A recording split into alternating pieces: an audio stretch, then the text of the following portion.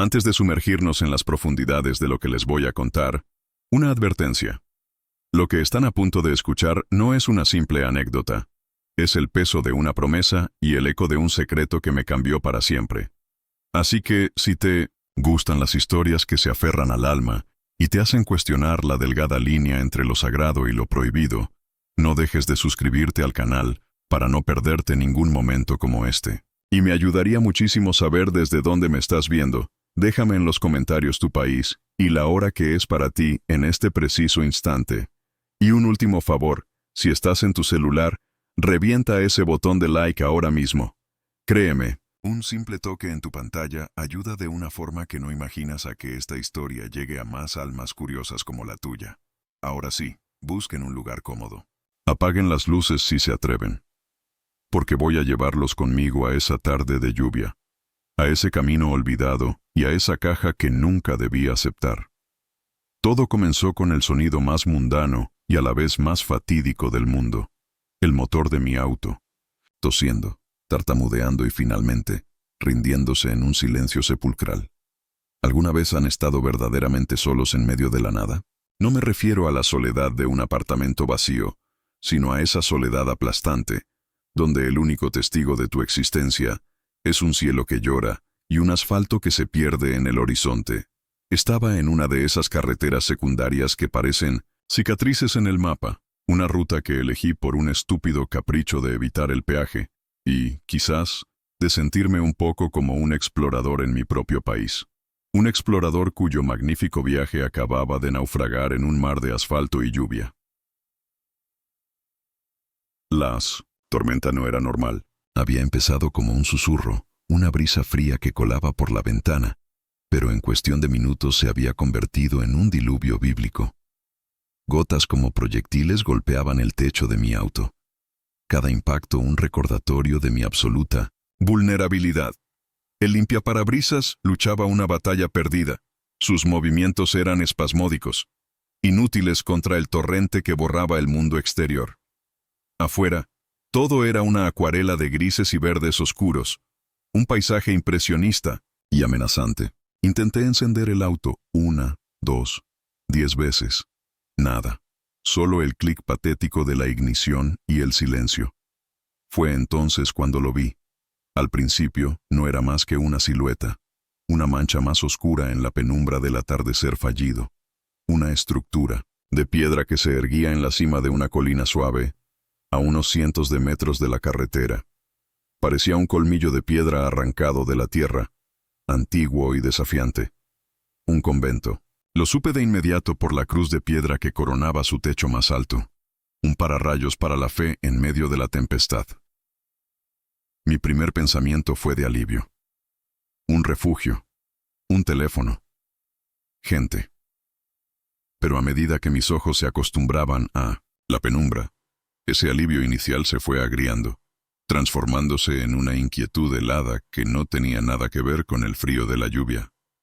¿No les ha pasado que un lugar les transmite una sensación, una emoción pura, incluso antes de poner un pie en él?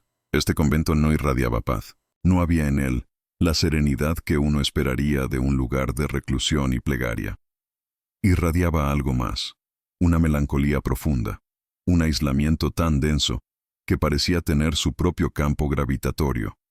Las paredes de piedra estaban manchadas de negro por la humedad de incontables inviernos, y las ventanas, altas y estrechas como saeteras de un castillo, parecían ojos vacíos y vigilantes.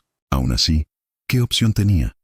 Quedarme en el auto era inviable, y la noche se cernía sobre mí con la promesa de un frío que cala los huesos. Salí del auto y el impacto de la lluvia fue como un golpe físico. El viento aullaba, arrancando las hojas de los árboles cercanos y lanzándolas como confeti fúnebre. Cada paso por el camino de tierra que ascendía hacia el convento era una lucha. El lodo se pegaba a mis zapatos, tratando de arrastrarme hacia abajo, como si la propia tierra no quisiera que llegara. Con cada metro que avanzaba, el edificio parecía crecer, volverse más imponente, más silencioso. La gran puerta de madera, oscura, con herrajes de hierro forjado que dibujaban formas extrañas, parecía sellada desde hacía un siglo. No había luces encendidas, no había señales de vida. Por un momento, dudé. ¿Era preferible la intemperie conocida al refugio desconocido? ¿Qué clase de santuario se aísla de una forma tan absoluta del mundo? Tomé aire y golpeé. El sonido de mis nudillos contra la madera maciza fue absorbido por la tormenta, débil y patético. Esperé. Nada. Volví a golpear, esta vez con más fuerza, usando la palma de mi mano. El eco sordo resonó por un instante antes de morir. El silencio que siguió fue peor que el rugido de la tormenta. Fue un silencio consciente, un silencio que escucha. Estaba a punto de darme la vuelta, convencido de mi estupidez, cuando oí el chirrido. Fue un sonido lento, agónico. El sonido de un cerrojo pesado siendo descorrido por una mano que carecía de fuerza o de prisa. La puerta no se abrió de golpe. Se entreabrió apenas una rendija, una línea de oscuridad vertical en la penumbra, y en esa rendija apareció un rostro. Era una monja. Una anciana, quizás de 80 años, o de 150. Su rostro era un mapa de arrugas profundas, cada línea una historia de devoción o de sufrimiento. No podría decirlo. Estaba pálida, con esa palidez cerosa de las velas de iglesia, pero sus ojos eran lo que rompía la imagen de frágil ancianidad. Eran de un azul casi transparente, pero ardían con una intensidad febril, una urgencia que me atravesó y me dejó sin aliento. No me preguntó quién era, ni qué quería. Simplemente me miró, y en su mirada había un reconocimiento que me heló la sangre. Era como si hubiera estado esperándome toda la vida. «Usted», dijo, y su voz fue un susurro frágil, como el roce de hojas secas. «Ha llegado». No supe qué responder. ¿Yo? ¿Llegado? Balbuceé algo sobre mi auto, la tormenta, la necesidad de un teléfono. Ella pareció no escucharme. Sus ojos se desviaron de mi rostro por un segundo, mirando hacia la oscuridad detrás de mí, hacia el mundo del que yo venía, como si evaluara una amenaza invisible. «No hay tiempo», susurró, y en su voz había un pánico apenas contenido. «No puede entrar. Este lugar ya no es seguro para los de afuera». La confusión me golpeó con más fuerza que el viento. No podía entrar. Entonces, ¿por qué había abierto? ¿Por qué me miraba con esa mezcla de desesperación y propósito? Antes de que pudiera articular una pregunta, ella hizo un movimiento.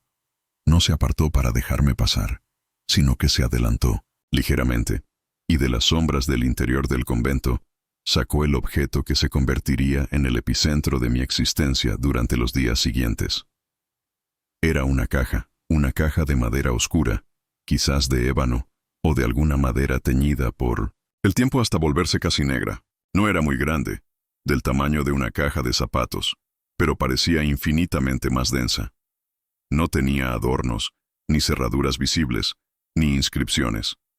Era una pieza de una simplicidad brutal y perfecta, su superficie lisa y fría al tacto. La sostuvo con ambas manos, como si fuera un objeto sagrado o una bomba a punto de estallar.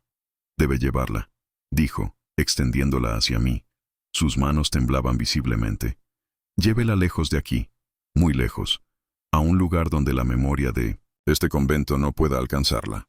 Me quedé inmóvil, la lluvia corriendo por mi cara, tratando de procesar la escena. Una monja anciana y misteriosa, en medio de una tormenta apocalíptica, me estaba pidiendo que me convirtiera en su mensajero. ¿Qué clase de locura era esta? Porque yo... Pero... ¿qué es?, logré preguntar, mi voz sonando extraña en mis propios oídos. Su mirada se volvió dura, casi feroz. «Hacer preguntas es un lujo que ni usted ni yo podemos permitirnos. Hay almas en juego. Un alma sobre todo». Hizo una pausa, y su expresión se suavizó en una súplica desgarradora. «Por el amor de Dios, si es que aún cree en él, solo tómela. En este sobre está la dirección. Entréguela a la persona indicada. Ellos sabrán qué hacer». Junto con la caja, me tendió un sobre amarillento, sellado con un trozo de cera roja sin ningún emblema. El papel era grueso, antiguo. Lo tomé, mis dedos rozando los suyos. Su piel estaba fría como el hielo. En ese momento, una ráfaga de viento especialmente violenta azotó la colina, y la puerta del convento se cerró un poco más, sumiendo su rostro de nuevo en las sombras, dejando solo el brillo febril de sus ojos. Sentí un impulso irracional, Una mezcla de compasión por esa mujer aterrada y un escalofrío de curiosidad mórbida que me recorrió la espalda. Era una locura, era absurdo, pero asentí. No sé por qué lo hice. Quizás fue la autoridad en su voz desesperada, o quizás el sentimiento de que estaba tropezando con algo mucho más grande que un simple auto averiado. Tomé la caja. El peso me sorprendió. Era más pesada de lo que aparentaba. Un peso denso, muerto, que parecía absorber el calor de mis manos. En el instante en que mis dedos se cerraron alrededor de la madera fría, la monja soltó un suspiro, un sonido de alivio tan profundo que pareció llevarse sus últimas fuerzas. «Gracias», susurró. «Que Dios lo perdone». «¿Perdonarme? ¿Perdonarme? ¿Por qué?» Antes de que pudiera preguntar, ella retrocedió hacia la oscuridad impenetrable del convento. La pesada puerta de madera comenzó a cerrarse, el chirrido agónico del cerrojo volviendo a sonar.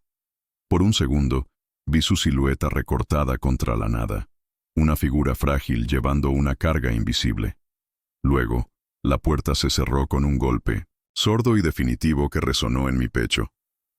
El cerrojo sonó de nuevo, sellando el convento del mundo, sellándome a mí afuera. Me quedé allí, solo en la colina, con la lluvia arreciando y una caja de madera en mis manos. El viento aullaba a mi alrededor, como si se burlara de mi estupidez. Miré la caja, miré la puerta cerrada. La sensación de irrealidad era abrumadora. Me di la vuelta y comencé a bajar la colina, el lodo tratando de atraparme a cada paso. Cuando llegué a mi auto, empapado y temblando, metí la llave en la ignición por puro instinto, sin ninguna esperanza. Y el motor arrancó al primer intento. El viaje dejó de ser una simple traslación de un punto A un punto B. Se convirtió en una fuga, aunque no sabía exactamente de qué estaba huyendo. Del recuerdo de esos ojos azules y febriles, o de lo que sea que descansaba en el asiento del copiloto, envuelto en la chaqueta que había usado para protegerlo de la lluvia, la caja se había convertido en una presencia. No era un objeto inanimado, era un pasajero silencioso y demandante. Cada vez que mis ojos se desviaban de la carretera y se posaban en ella, sentía una punzada de algo que iba más allá de la curiosidad. Era una mezcla de temor y una atracción malsana, como la que siente uno al asomarse al borde de un precipicio. ¿Qué demonios había dentro? La pregunta era un tamborileo constante en mi mente, un ritmo que se sincronizaba con el zumbido monótono de los neumáticos sobre el asfalto mojado. Mi imaginación, sobrealimentada por la extrañeza del encuentro, se desbocó. ¿Joyas antiguas del convento? ¿Reliquias sagradas? ¿Documentos que podrían comprometer a la iglesia? ¿O algo mucho más simple y a la vez más siniestro, como los huesos de un santo o de un pecador? La superficie de madera era tan lisa, tan herméticamente sellada. No había rendijas ni uniones visibles. Era como un enigma sólido. Varias veces, mis dedos se crisparon sobre el volante, luchando contra el impulso de detenerme en el arcén, tomar la primera piedra que encontrara y hacerla añicos. ¿Qué me lo impedía? ¿La promesa hecha a una anciana desesperada? ¿O era miedo? Miedo de lo que pudiera encontrar. Miedo de confirmar que me había involucrado en algo de lo que no podría salir indemne. Conduje durante horas, dejando atrás la región del convento, adentrándome en la noche profunda. La tormenta amainó, dejando paso a una llovizna fina y persistente que empañaba el mundo. Las luces de otros autos eran escasas. Me sentía como el único ser humano despierto en un planeta dormido. Finalmente, la necesidad de saber mi destino se hizo más fuerte que el miedo a lo desconocido. Con una mano en el volante, tomé el sobre amarillento del tablero. La cera del sello estaba fría y dura. Romperlo se sintió como una transgresión, como si estuviera violando la última voluntad de alguien. Dentro no había una carta, solo un trozo de cartulina gruesa con una dirección escrita en una caligrafía temblorosa pero clara. No era una iglesia, ni un monasterio, ni la casa de un sacerdote. La dirección correspondía a un local comercial en una ciudad a más de 500 kilómetros de distancia, y debajo de la calle y el número, había un nombre que me provocó un nuevo escalofrío. El coleccionista de memorias perdidas. ¿Qué clase de lugar era ese? ¿Una tienda de antigüedades? ¿Una librería de viejo? El nombre era poético y siniestro a partes iguales. Sugería un lugar donde los objetos no se valoraban por su precio, sino por las historias que llevaban adheridas. Y de repente, sentí que la caja a mi lado no contenía un objeto, sino precisamente eso, una memoria. Una memoria tan pesada y tan peligrosa que había que entregarla a un especialista. Fue entonces cuando empezaron los sonidos. Al principio, fue tan sutil que pensé que era mi imaginación, un truco de mi mente cansada. Un levísimo arañazo, como el de una uña raspando la madera desde el interior. Me quedé rígido, apagué la radio y aguzé el oído. Silencio. Solo el motor y la lluvia. Debo haberlo imaginado, me dije. Pero 10 minutos después, lo oí de nuevo. Esta vez más claro. Un scratch. Corto. Preciso. Definitivo. Venía de la caja. Mi corazón empezó a latir con una fuerza desbocada. ¿Había algo vivo ahí dentro? No podía ser. La caja estaba sellada. Era antigua. Pero el sonido era innegable. Me obligué a calmarme. Podría ser cualquier cosa. La madera contrayéndose por el cambio de temperatura. Algún objeto dentro que se desplazó con el movimiento del auto. Busqué una explicación lógica con la misma desesperación con que un náufrago busca un trozo de madera al que aferrarse. Pero la lógica se estaba ahogando en un mar de inquietud. Más tarde, ocurrió algo aún más extraño. Estaba pasando por un tramo de carretera particularmente oscuro y desolado. El silencio en el auto era total. Y de repente, oí un susurro. Fue increíblemente bajo, casi inaudible, pero estaba ahí. Una voz de mujer, hablando en un idioma que no reconocí al instante. Eran sílabas suaves, cadenciosas, latín. Me di cuenta con un sobresalto. Era una plegaria en latín. Y no venía de la radio, que seguía apagada. Venía del asiento del copiloto. Venía de la caja. Duró apenas 3 segundos y se desvaneció, dejándome con el pulso martilleando en mis sienes y un sudor frío recorriendo mi espalda. ¿Me estaba volviendo loco? ¿Era el estrés, la falta de sueño, la sugestión? ¿O es que esa caja era una especie de caja de Pandora, y yo estaba transportando un eco del pasado tan potente que se manifestaba en el presente? El resto del viaje fue una tortura. Cada kilómetro me alejaba del convento, pero sentía que me acercaba más y más al corazón de su misterio. La caja ya no era solo una presencia, era una entidad activa. Sentía su peso no solo en el asiento del auto, sino en la atmósfera misma del habitáculo. El aire parecía más denso, más frío a su alrededor. No me atrevía a tocarla. Finalmente, el agotamiento me venció. Los párpados me pesaban como plomo, y la carretera empezaba a desdibujarse. Sabía que era peligroso seguir conduciendo. Vi las luces de neón de un hotel de carretera, un oasis de luz artificial en la inmensidad de la noche. Me registré con un nombre falso, no sé por qué. Fue un acto instintivo de autoprotección. Subí la caja a la habitación, un cuarto anónimo y deprimente que olía a desinfectante y a soledad. La dejé sobre la mesa, lo más lejos posible de la cama. La miré durante un largo rato. Parecía un objeto inofensivo, un simple bloque de madera. Pero yo sabía que no lo era. Era un secreto con forma de caja. Caí en la cama y me quedé dormido al instante. Pero el sueño no me trajo descanso. Me trajo una pesadilla. Estaba de nuevo en la colina del convento, pero esta vez no llovía. El cielo estaba de un color rojizo enfermo, y el aire era pesado y olía a incienso y a tierra removida. La puerta del convento estaba abierta de par en par, invitándome a una oscuridad total, y en el umbral estaba la monja, la hermana anciana. Pero ya no estaba tranquila ni suplicante. Sus ojos azules estaban desorbitados por el terror, su boca, abierta en un grito silencioso. No me entregaba la caja, sino que la señalaba.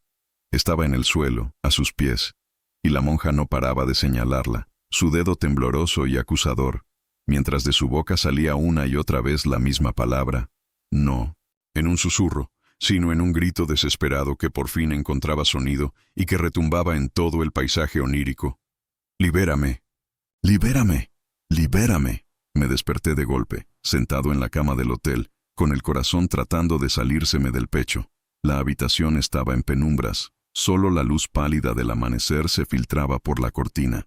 Mis ojos volaron inmediatamente hacia la mesa. La caja seguía allí, quieta, silenciosa, inofensiva. Pero yo ya no podía verla de la misma manera. El sueño no se sentía como un sueño. Se sentía como un mensaje. Llegar a la ciudad fue como despertar de una larga fiebre. El ruido del tráfico, la multitud anónima, la arquitectura moderna. Todo parecía pertenecer a un universo diferente. Un mundo racional y predecible que chocaba violentamente con la realidad que yo había estado viviendo. La dirección del sobre me llevó a una calle estrecha y empedrada en el casco antiguo de la ciudad, un rincón que el tiempo parecía haber olvidado. Los edificios eran viejos, con balcones de hierro forjado y fachadas desconchadas que contaban historias de un pasado más lento. Y allí, encajonado entre una lavandería y una panadería, estaba mi destino. El coleccionista de memorias perdidas. El letrero era de madera oscura, igual que la caja, con las letras grabadas en un estilo gótico y elegante. No había un escaparate llamativo, solo una puerta de roble con un pequeño vidrio opaco y una campanilla de latón colgando encima. Por un momento volví a dudar. ¿Realmente iba a entrar ahí? ¿Iba a entregar este objeto cargado de extrañeza a un completo desconocido basándome en las instrucciones de una monja posiblemente trastornada? Era mi última oportunidad para dar media vuelta, arrojar la caja al río más cercano y olvidar todo este asunto. Pero la imagen de la monja en mi pesadilla, su grito de «¡Libérame!», resonaba en mi cabeza. No estaba cumpliendo una orden, estaba respondiendo a una súplica. Respiré hondo. Empujé la puerta y el tintineo agudo de la campanilla anunció mi llegada. El aire que me recibió fue el primer shock.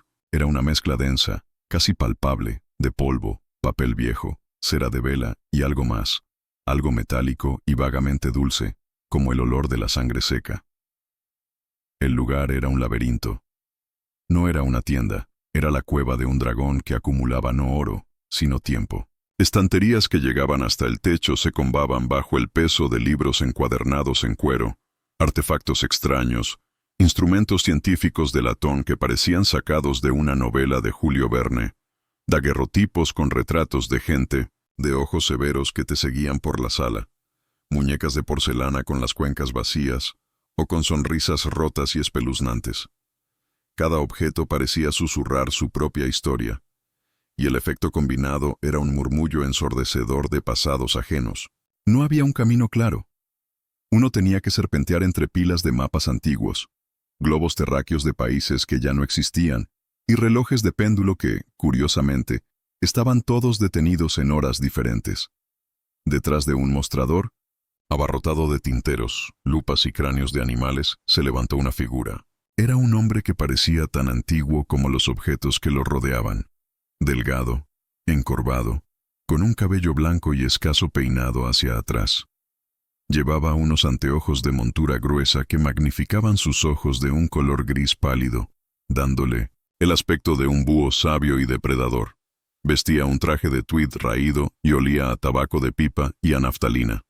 No pareció sorprendido en lo más mínimo por mi presencia. De hecho, me sonrió. Una sonrisa diminuta, casi imperceptible, que no llegó a sus ojos. La esperaba, dijo.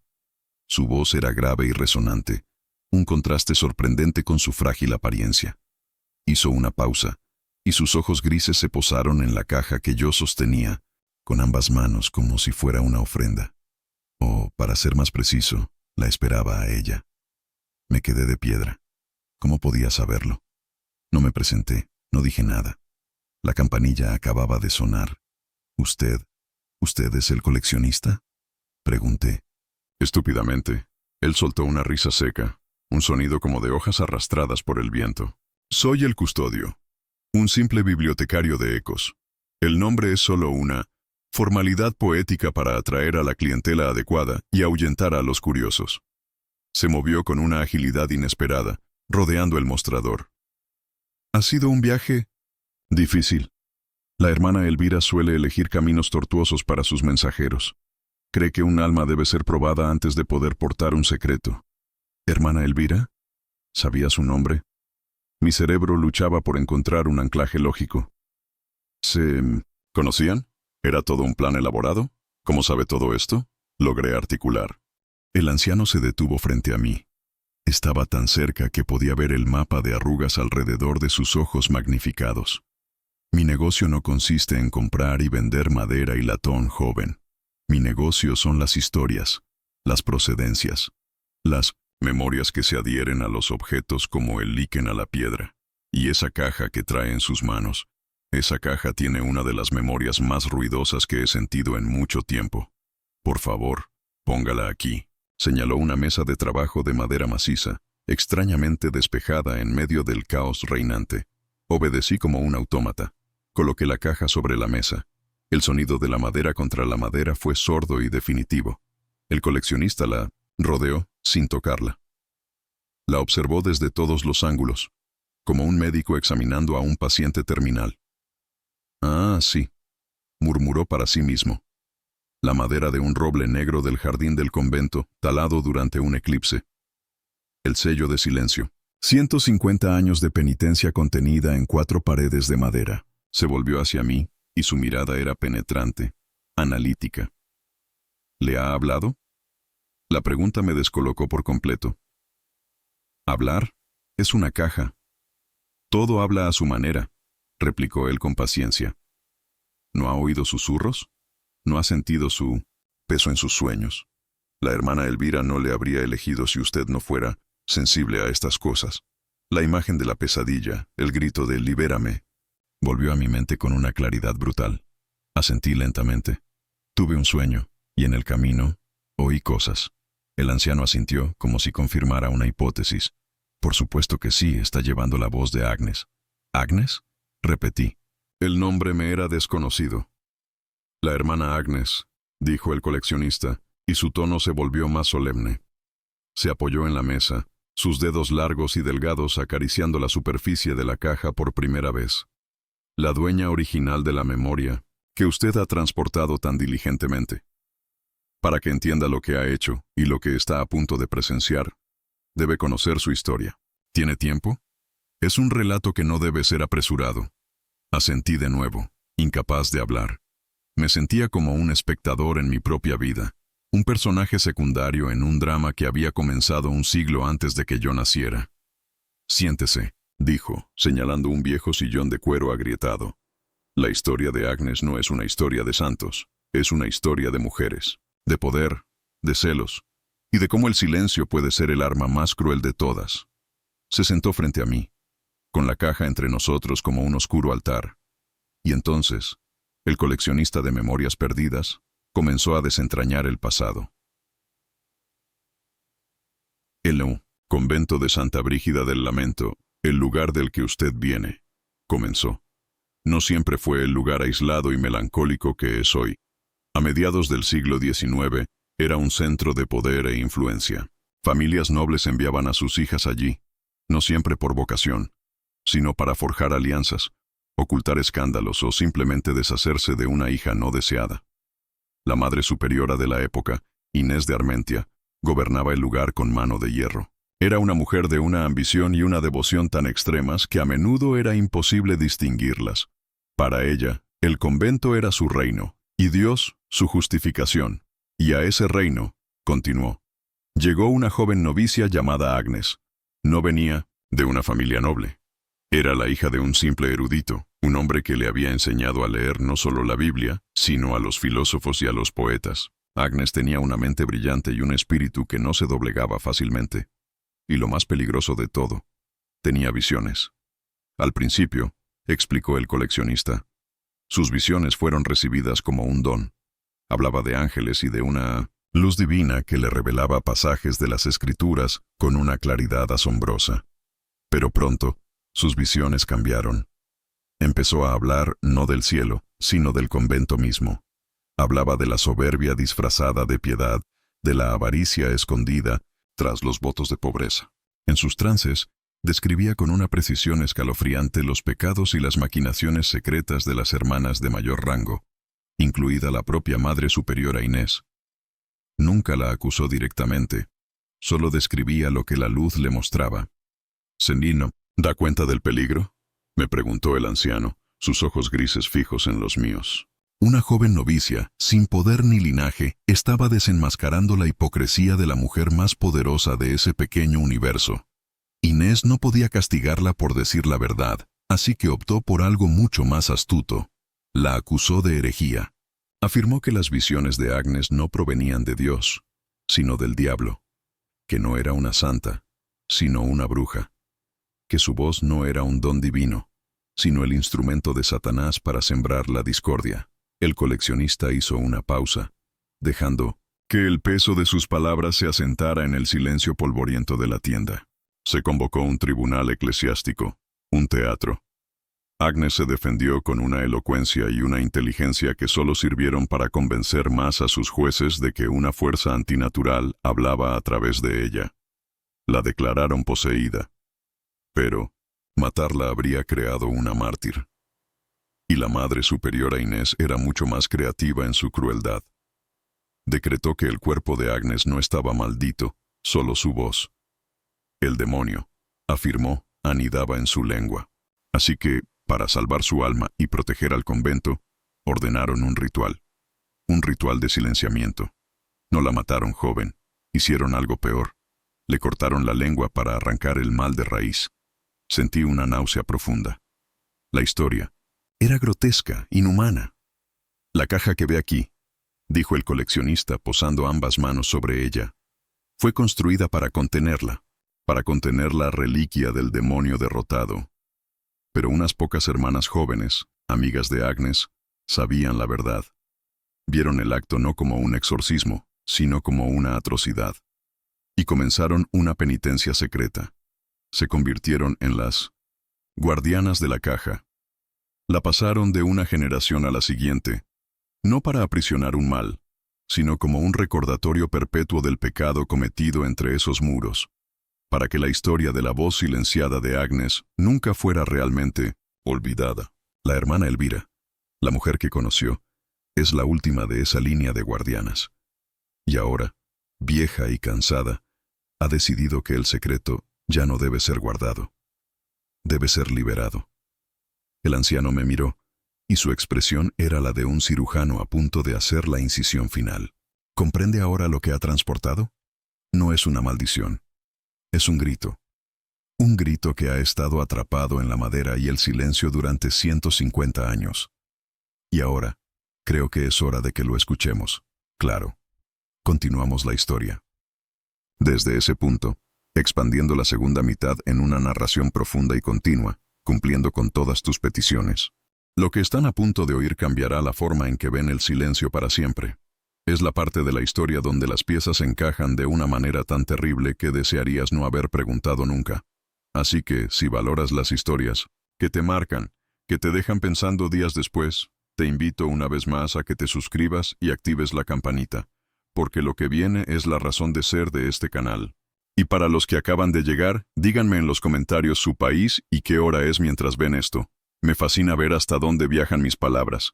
Y si me estás viendo desde el celular, este es el momento. Desliza tu dedo y deja un like. Ese simple gesto es como un faro en la oscuridad. Ayuda a que este relato llegue a quien necesite escucharlo. Gracias de corazón. Ahora, volvamos a esa tienda polvorienta, a ese instante suspendido en el tiempo, con el peso de siglo y medio de silencio contenido en una caja de madera sobre la mesa. El coleccionista se irguió, apartándose de la mesa como para darme espacio, no físico, sino mental. Sus ojos grises, magnificados por los gruesos cristales, me estudiaron con una intensidad que era a la vez clínica y compasiva. Era la mirada de un médico a punto de dar un diagnóstico terrible, pero necesario. Antes de que la abra, dijo, su voz grave llenando el silencio preñado de polvo y de ecos. ¿Está usted seguro de que quiere ver? Hay una razón por la que algunas memorias se entierran. Hay una razón por la que el olvido, a veces, es un acto de piedad. Una vez que se mira dentro de esta caja, la historia de Agnes dejará de ser una anécdota que le contaron en una tienda de antigüedades. Se convertirá en su historia, su carga. ¿Está dispuesto a aceptarlo? ¿No es esa la pregunta fundamental en la vida de toda persona? ¿En qué momento dejamos de ser espectadores de las historias ajenas para convertirnos en protagonistas de las nuestras, con toda la responsabilidad que eso conlleva? Miré la caja. Era un objeto tan simple, tan cerrado en sí mismo. Pero la historia que el anciano acababa de contarle le había infundido una vida monstruosa. Ya no era madera y vacío. Era la tumba de una voz, el relicario de una injusticia. Dar la espalda ahora, después de haber llegado tan lejos, después de haber sentido su peso en mis manos y en mis sueños, se sentía como el acto de cobardía más grande de mi vida. Sería como escuchar un grito de auxilio y taparse los oídos. «Ábrala», dije, y mi propia voz me sorprendió. Sonó firme, resuelta. Una decisión había sido tomada en las profundidades de mi ser sin que mi mente consciente hubiera terminado de deliberar. El coleccionista asintió lentamente, una única vez, como un juez que acepta un veredicto. «Muy bien», murmuró. «Que conste que se le ha advertido». No se apresuró. La prisa, entendí en ese momento, es la enemiga de la memoria. La prisa es para el presente, para lo que no importa. Lo antiguo, lo que tiene peso, demanda un ritual. Se acercó a una vitrina de cristal y de ella extrajo un estuche de cuero negro. Lo abrió sobre la mesa de trabajo, revelando un juego de herramientas delicadas y precisas. Pequeñas espátulas de marfil, pinzas de punta fina, cinceles diminutos que parecían instrumentos de un cirujano o de un ladrón de joyas. No había una cerradura visible en la caja, y por eso mismo, su método me fascinaba y aterraba a partes iguales. Seleccionó una espátula delgada y la deslizó con una precisión increíble en la junta casi invisible que separaba la tapa del cuerpo de Mindam. La caja no hizo palanca, no forzó nada, simplemente la deslizó a lo largo del perímetro, una y otra vez, con una paciencia infinita. El único sonido era el levísimo siseo del metal contra la madera antigua. ¿Qué estaba haciendo? ¿Buscaba un mecanismo oculto? ¿O era simplemente su manera de honrar el objeto, de pedirle permiso antes de violar su secreto? Estas cajas, explicó en voz baja, sin apartar la vista de su tarea, no se sellaban con clavos ni con pegamento. Se sellaban con resina de pino y con una promesa. La resina crea un sello hermético que protege el contenido de la humedad y del tiempo. Pero la promesa es el sello más fuerte. Se necesita la intención correcta para abrirla. Si uno intenta forzarla, la madera se astilla, pero el sello no cede. Está diseñada para protegerse de la violencia y de la curiosidad vana. Mientras hablaba, algo cambió. Un olor sutil, casi imperceptible al principio, comenzó a emanar de la caja. Un aroma a pino, a resina caliente, mezclado con algo más. Algo orgánico y faintly sweet, como flores marchitas. Era el aliento de la caja, liberado después de más de un siglo de contención. Finalmente, después de lo que pareció una eternidad, el coleccionista retiró la espátula, colocó las yemas de sus dedos sobre la tapa. Cerró los ojos por un instante. Sentí que el aire en la tienda se volvía denso, pesado. El tintineo de la campanilla de la puerta, si alguien hubiera entrado en ese momento, habría sonado como una blasfemia. Y entonces, con una lentitud agónica, levantó la tapa. No hubo un chirrido. No hubo un crujido. La tapa se separó del cuerpo de la caja en un silencio absoluto, como si nunca hubieran estado unidas. Y el interior quedó expuesto a la luz pálida de la tienda por primera vez en 150 años. Mi primer pensamiento fue de anticlímax. El interior estaba forrado con un terciopelo de un color carmesí profundo, ahora desvaído por el tiempo, oscurecido en los bordes. Descansando sobre esa cama de tela raída, había un objeto que parecía inofensivo. Un pequeño libro. Era un diario, encuadernado en cuero oscuro y agrietado, del tamaño de la palma de una mano. No tenía título. El coleccionista, usando unas pinzas finas, lo levantó con un cuidado exquisito y lo depositó sobre la mesa. Lo abrió por el medio. Las páginas eran de un papel amarillento y frágil, cubiertas de arriba abajo por una caligrafía increíblemente pequeña y elegante. Era una letra femenina, llena de carácter, pero también de una urgencia frenética, como si la mano que escribía temiera ser interrumpida en cualquier momento. El diario de Agnes. susurró el coleccionista, casi con reverencia. Lo escribió, en secreto, durante las noches, a la luz de una vela robada. Aquí no están las visiones que recitaba en público. Aquí está la verdad detrás de ellas. Me incliné para ver. Aunque no podía leerlo todo, mis ojos captaron frases sueltas, nombres, fechas, descripciones de encuentros clandestinos en la sacristía, cifras de dinero desviado de las arcas de los pobres para comprar ornamentos de oro para la capilla privada de la Madre Superiora. Relatos de castigos crueles infligidos a novicias por pecados imaginarios. No eran las visiones de un demonio, eran los apuntes de una periodista de investigación atrapada en el cuerpo de una monja. Agnes no estaba poseída, estaba terriblemente, peligrosamente lúcida. Estaba documentando la corrupción que la rodeaba, usando el disfraz de la revelación divina como su única protección, una protección que, finalmente, había fallado. Sentí una oleada de admiración y de tristeza por esa mujer desconocida, por su valentía, por su inteligencia, y por el terrible castigo que había recibido por atreverse a usar ambas. Pero mientras mi mente procesaba la magnitud de su historia, mis ojos se desviaron de nuevo hacia el interior de la caja, porque el diario no era lo único que había dentro. En el fondo, sobre el hueco que había dejado el pequeño libro, reposaba el verdadero horror, el corazón oscuro del secreto, la razón del peso muerto de la caja. Al principio, mi cerebro no podía procesar lo que estaba viendo. Era un objeto oscuro, de forma extraña, arrugado y reseco. Parecía un trozo de cuero viejo, o quizás una raíz extraña, pero su forma era inconfundible. Era una lengua humana, perfectamente conservada por la resina y la falta de aire, ennegrecida y momificada por el tiempo. Y para añadir una capa de simbolismo grotesco, de una crueldad que helaba el alma, un pequeño crucifijo de plata, ahora oscurecido por la pátina, estaba clavado a través de ella, como un alfiler que fija un insecto en una caja de exposición. El metal perforaba el músculo reseco, uniendo para siempre el símbolo de la salvación con el instrumento del silencio forzado.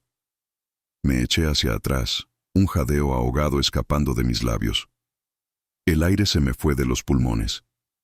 La náusea subió por mi garganta como una marea amarga. No era una metáfora, no era un símbolo. Era el trozo de carne literal que le habían arrancado a una mujer para callarla. Era la prueba física y brutal de la historia que el coleccionista me había contado. Todo el viaje, la lluvia, los susurros, la pesadilla, todo conducía a ese pedazo de carne mutilada y profanada. El grito de «libérame» de mi sueño adquirió un significado literal y espantoso. No era su alma la que pedía ser liberada. Era su voz. Era su lengua. El coleccionista permaneció en silencio, dándome tiempo. No había triunfo en su rostro, solo una profunda melancolía. «¿Lo ve ahora?», dijo finalmente, su voz suave. La verdadera herejía de Agnes no fue hablar con demonios, fue hablar, simplemente eso. Se atrevió a usar su voz en un lugar donde se exigía el silencio y la obediencia. «Y dijo, señalando la lengua con un movimiento de su barbilla, fue el precio de su verdad. La Madre Superiora Inés no solo la silenció en vida, creó un tótem, un recordatorio perpetuo para todas las demás hermanas de lo que le sucede, a quien se atreve a desafiar el poder. La caja no fue un acto de piedad, fue una amenaza. El peso de la verdad es mucho más abrumador que el de la incertidumbre, ¿no creen? Mientras uno no sabe, puede aferrarse a la esperanza, a la duda. Pero una vez que la verdad se revela en toda su crudeza, no hay vuelta atrás. Esa lengua momificada, atravesada por un crucifijo, no era solo un objeto, era un punto final. Era la conclusión brutal de la historia de Agnes y el comienzo de la mía. Me quedé mirando la caja abierta, incapaz de apartar la vista, la yuxtaposición del diario, lleno de palabras vibrantes y valientes, y la lengua, el órgano de esas palabras, ahora mudo y profanado, era una imagen de una potencia devastadora. Era la lucha eterna entre la palabra y la fuerza bruta, encapsulada en una caja de madera. ¿Y las otras? ¿Las guardianas? ¿La hermana Elvira?, pregunté, mi voz apenas un murmullo. Necesitaba entender el después. Necesitaba saber cómo esa atrocidad se había transformado en un acto de penitencia. El coleccionista se movió, cerrando con delicadeza la tapa de la caja, ocultando de nuevo el horror, pero no pudiendo borrarlo de mi mente. «Ah, las guardianas», dijo, y en su tono había una nota de admiración. «Ellas son la parte redentora de esta historia. Al principio, eran solo 3 novicias, amigas de Agnes, que presenciaron el ritual de silenciamiento. Quedaron tan horrorizadas, tan rotas por la culpa de no haber podido hacer nada, que hicieron un juramento secreto esa misma noche. Se apoyó en el mostrador, sus ojos perdidos en el pasado, como si estuviera leyendo de un libro invisible. Juraron que, mientras el convento existiera, la verdadera historia de Agnes no moriría. No podían hablar abiertamente, por supuesto. La Madre Superiora Inés vivió muchos años, y su sombra era larga y fría. Así que decidieron convertir el arma de la amenaza en un símbolo de recuerdo. Se convirtieron en las custodias de la caja. La escondían, la movían, la protegían, y le rezaban. No a Dios. Le rezaban a la memoria de Agnes, pidiéndole perdón por su silencio. Cuando la primera de ellas envejeció, continuó el anciano, le pasó el secreto y la responsabilidad a una hermana más joven en la que confiaba, una que mostraba un espíritu compasivo y un desdén por la autoridad injusta. Y así nació una linaje secreta dentro de los muros del convento. Una tradición oral de disidencia silenciosa. La historia de Agnes se transmitía de guardiana a guardiana, junto con la caja. Se convirtió en su penitencia y en su propósito. No estaban guardando un demonio, como decía la historia oficial. Estaban guardando la prueba de un pecado, el pecado del propio convento. Era una idea asombrosa. Una sociedad secreta de monjas rebeldes, operando durante más de un siglo bajo las narices de la autoridad eclesiástica. Una resistencia silenciosa y paciente. Pero, ¿por qué ahora? Insistí. ¿Por qué entregármela a mí, un extraño? ¿Por qué romper un siglo y medio de silencio? El coleccionista suspiró, un sonido cargado de la fatiga del tiempo. Porque las linajes se rompen. Las tradiciones mueren. La hermana Elvira es la última. El convento está en decadencia. Quedan apenas un puñado de ancianas. No hay novicias jóvenes a quienes pasarles la carga. Elvira ha vivido toda su vida con este peso. Y ahora, al final de sus días, se enfrenta a un terror peor que el de la Madre Superiora Inés. El terror de que cuando ella muera, la historia de Agnes muera con ella. Que su sacrificio, su sufrimiento y la larga penitencia de las guardianas no hayan servido para nada. Que el silencio, al final, gane. Su mirada se encontró con la mía, y sentí el impacto de su siguiente frase como un golpe físico. Ella no quería que la historia muriera dentro de esos muros. Quería que saliera al mundo. Y por alguna razón, lo vio a usted. Quizás fue la desesperación, o quizás fue la fe. A veces son la misma cosa. Sintió que usted era la persona, que podía y debía llevar esa voz más allá de la colina del convento. El grito de su pesadilla, «Libérame», no era solo el de Agnes, era también el de Elvira.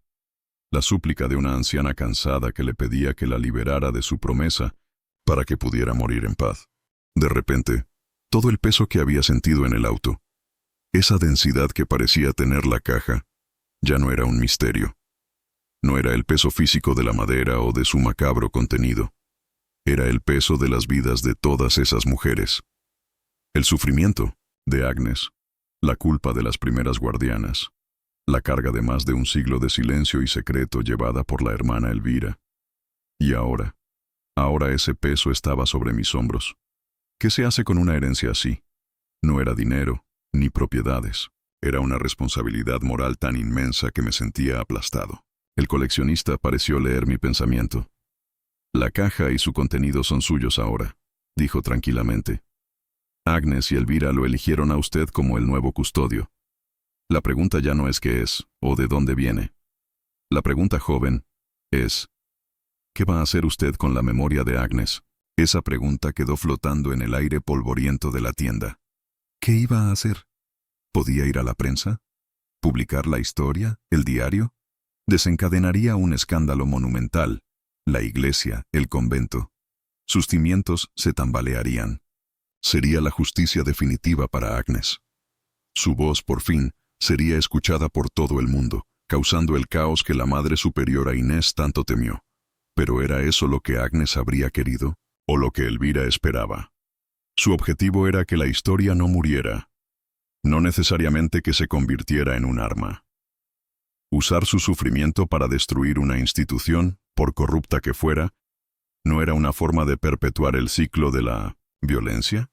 ¿No estaría usando su memoria de la misma forma en que Inés usó su poder? Miré al coleccionista, buscando una guía, una respuesta. Pero su rostro era un lienzo en blanco. Su papel había terminado. Él era el bibliotecario, el que te entrega el libro. Lo que hagas con el conocimiento que contiene es tu decisión. Y la mía era una decisión imposible, con el alma de una mujer muerta hace mucho tiempo pendiendo de un hilo.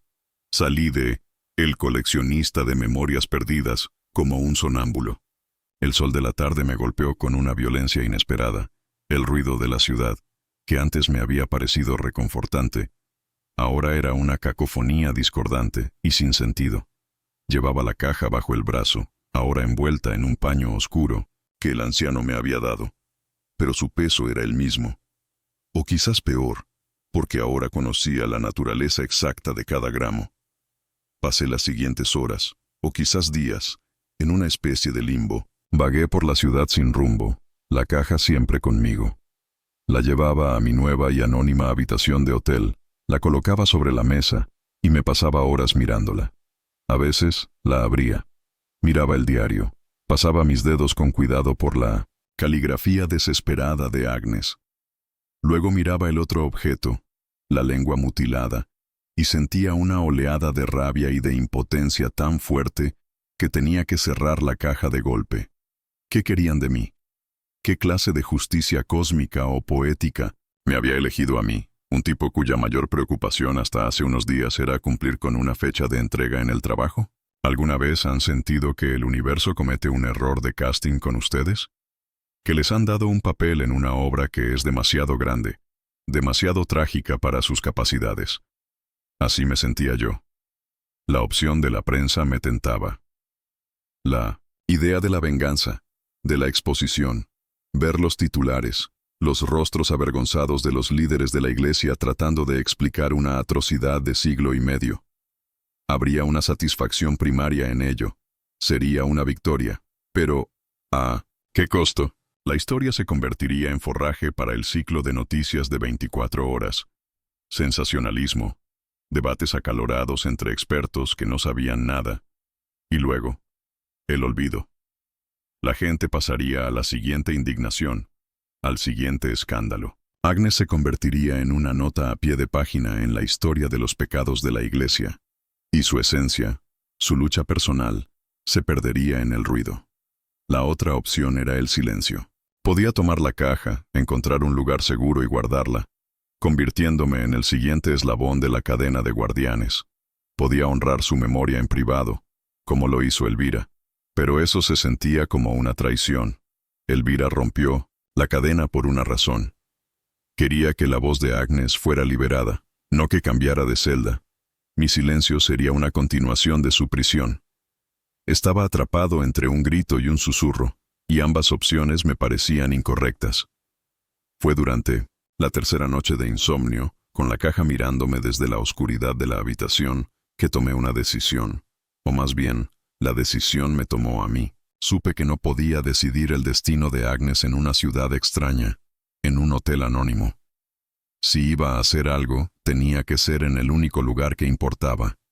Tenía que volver. Tenía que regresar al convento de Santa Brígida del Lamento. El viaje de vuelta fue completamente diferente. Ya no era una fuga, sino una peregrinación. Ya no sentía miedo de la caja, sino una especie de comunión con ella. Era mi compañera, mi responsabilidad. La carretera ya no me parecía amenazante, sino familiar. Y cuando la silueta del convento apareció de nuevo en la colina, recortada contra un cielo azul y despejado, no sentí la inquietud de la primera vez. Sentí que estaba llegando a casa, o, al menos, al lugar donde esta historia debía terminar. Dejé el auto donde se había averiado la primera vez.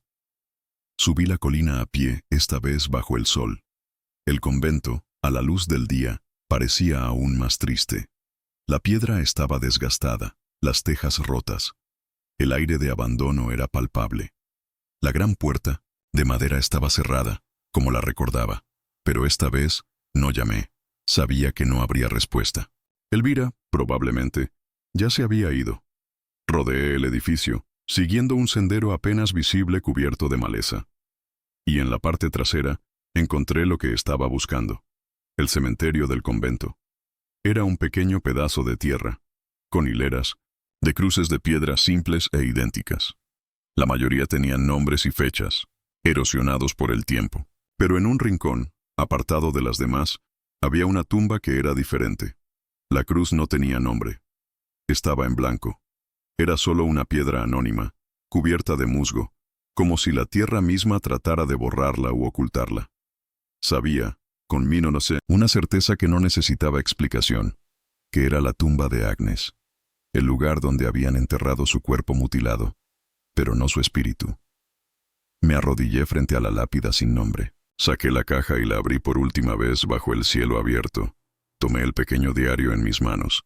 El viento sopló suavemente, pasando las páginas frágiles como si una mano invisible estuviera leyendo por encima de mi hombro.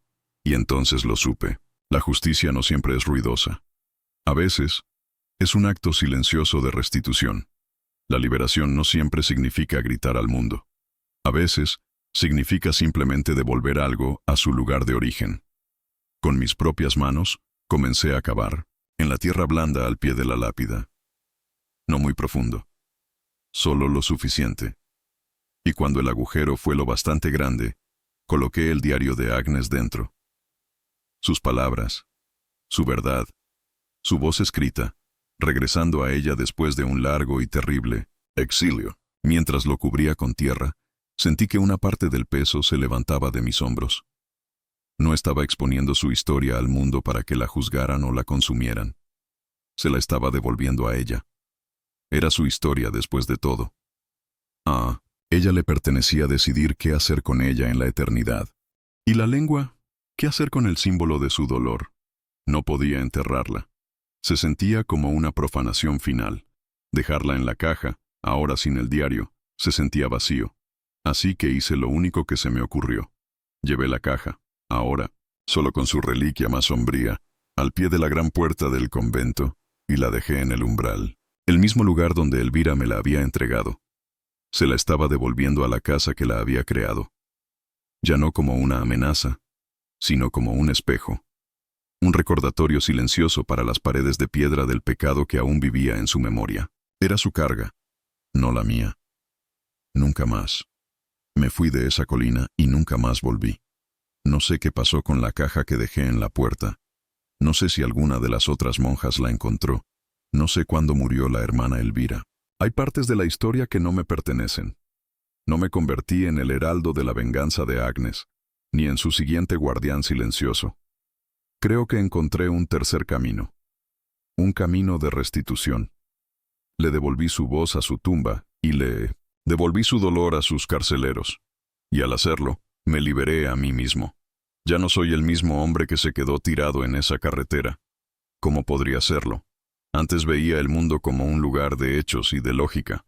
Ahora sé que está construido sobre capas y capas de historias, de secretos, de silencios que gritan. Sé que cada rostro anónimo que nos cruzamos por la calle podría ser el guardián de una memoria tan pesada como la que yo cargué.